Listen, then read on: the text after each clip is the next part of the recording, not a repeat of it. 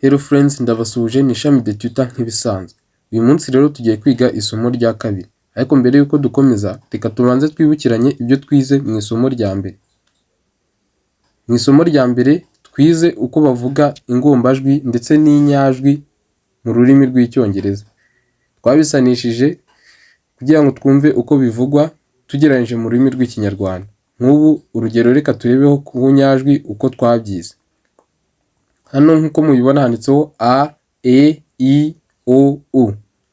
Ariko nk'uko byanditse ku ruhande nanone siko bisomwa. Bisomwamo A, E, I, O, U. Gutyo niko bivugwa mu Cyongereza. Mu isomo rya kabiri rero reka turebere hamwe inshinga z'ingenzi mu rurimi rw'Icyongereza. Izi nizo nshinga ugomba kumenya mbere y'uko wiga ururimi kuko nizo zigufasha kuvuga inshinga cyangwa se gukora interuro. Izo ni verb to be ariyo nshinga kuba and verb to have ariyo nshinga kugira. Verb to be inshinga kuba, verb to have inshinga kugira.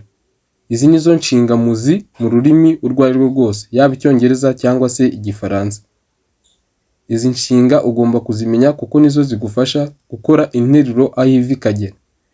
Izo nshinga z'ingenzi mu rurimi rw'Icyongereza.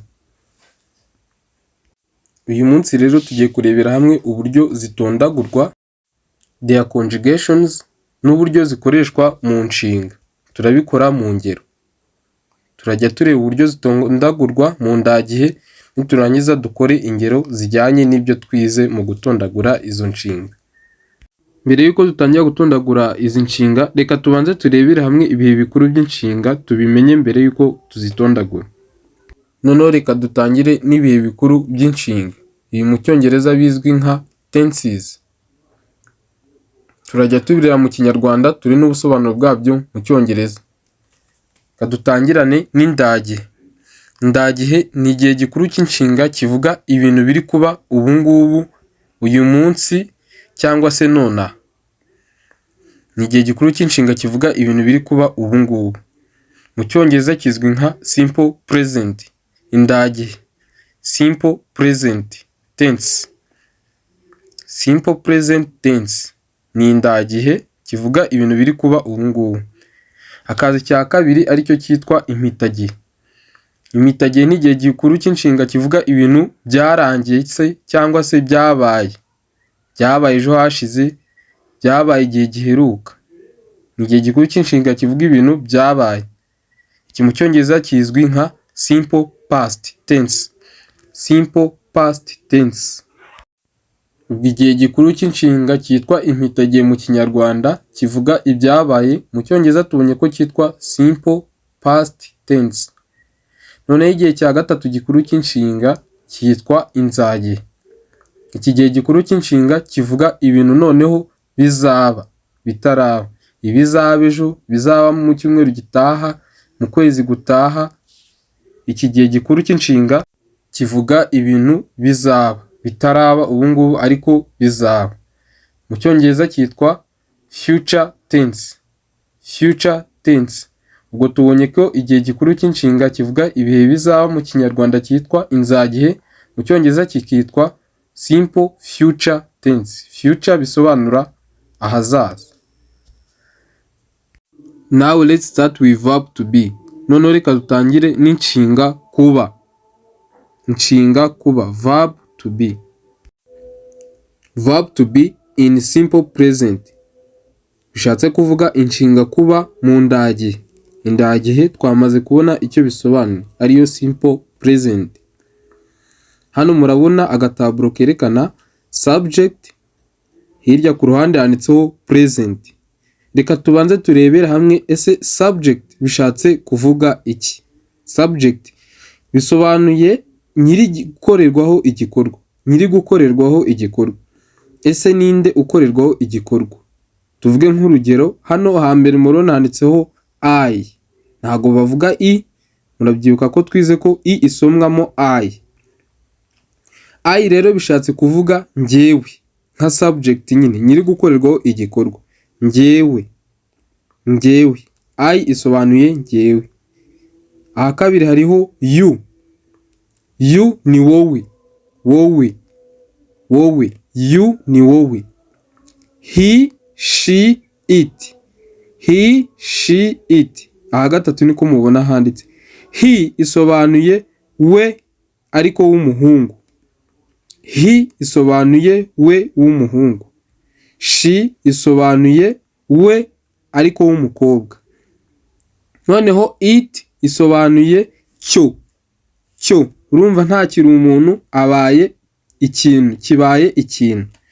It bisobanuye cyo. He bisobanuye we w'umuhungu. She bisobanuye we w'umukobwa. It bisobanuye cyo. Cyo ariko cy'ikintu nyine, ntago ari umuntu. Noneho aha kane murabona ni we. We isobanuye twebwe. Twebwe ariko turi benshi. Aha mbere murabona twatangiranye na I. I ni njyewe umwe, ariko hano hasi murabona ni we, twebwe ariko turi benshi. Urumva we ni ubwinshi bwa I. We ni ubwinshi bwa I. Noneho turasozanya na they. They ni bo. Bo ariko benshi. Urabona hano kuri he, she, it ni we w'umuhungu cyangwa w'umukobwa ariko n'umwe. They ni bo ariko benshi. Noneho tushatse kuvuga mwebwe, ubwo yaba ari ubwinshi bwa wowe. Wowe, mwebwe. Wowe, mwebwe. Nabwo ni you. Ihinduka you, nago ijya ihinduka, ihora ari you. Bivuze ngo ushobora gukoresha you uvuga wowe, ukanaba wanayikoresha uri kuvuga mwebwe. Mu rurimi rw'icyongereza you ntihinduka. Ushobora kuvuga wowe cyangwa mwebwe. Ndakeka ibyo byumvikanye noneho. Noneho nyuma yo kwiga ibyo, reka dutondagure inshinga yacu. I am. I am. Njyewe ndi. Njyewe ndi. You are. You are. Wowe uri. He, she, it, is. Ushobora kuvuga he is cyangwa she is cyangwa it is. Ubwo mu Kinyarwanda wavuga we ari. We ari cyangwa se cyo kiri. We w'umukobwa cyangwa we w'umuhungu nacyo kiri. Noneho reka tujye kubikurikiyeho. We are. We are. We are bishatse kuvuga twebwe turi. Twebwe benshi turi. Ni ubwinshi bwa njyewe ndi. I am. I am, we are. Tujye kubyanyuma. They are. Bo bari. Bo benshi bari. Nayo ni ubwinshi bwa he, she, it, is. He is, she is, it is. They are. Bo bari cyangwa se byo biri. Akandi kanongera kubibutsa nuko you are yo ivuga wowe uri, ushobora no kuyikoresha uvuga mwebwe muri. You are mu Cyongereza ntihinduka. You are ntabwo ihinduka. Mu Kinyarwanda uvuga uri cyangwa se mwebwe muri. Ushobora kuvuga uri, muri, ariko you are yo ihinduka ari you are, ntabwo ijya ihinduka. Noneho twasoza tubivuga gutya. I am. You are. He is. She is. It is. We are. They are.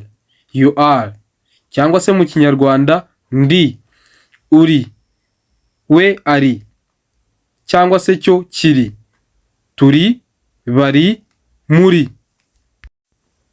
Reka tujye ku nshinga to have bisobanura kugira.